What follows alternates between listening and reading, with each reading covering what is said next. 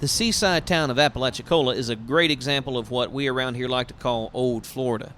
Today it's a sleepy seaside fishing town renowned for its rich oyster beds, though in recent years they've suffered some depletion. It's home to quite a number of art galleries and seafood restaurants, and it's great for a restful weekend getaway, as there are a number of small inns and bed and breakfast type places to stay. It's the county seat of Franklin County, and there's been a settlement here since the time of the American Revolution.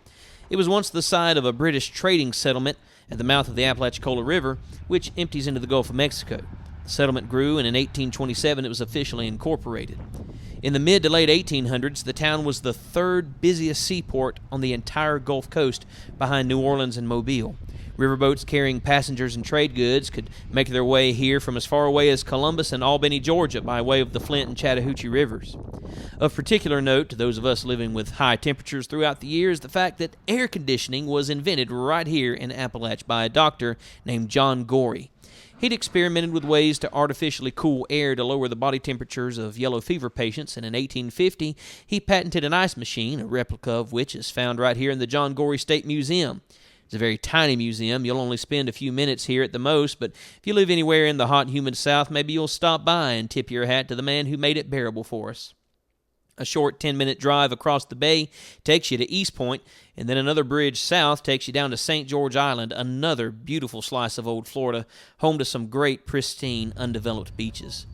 The island is home to the St. George Lighthouse, which was originally built in 1833.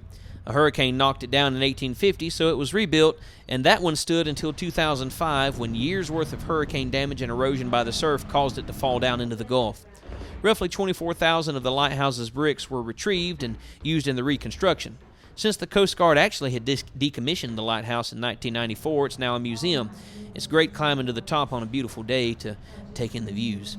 St. George Island is also home to several Florida state parks, which keep certain areas of the island pristine and original.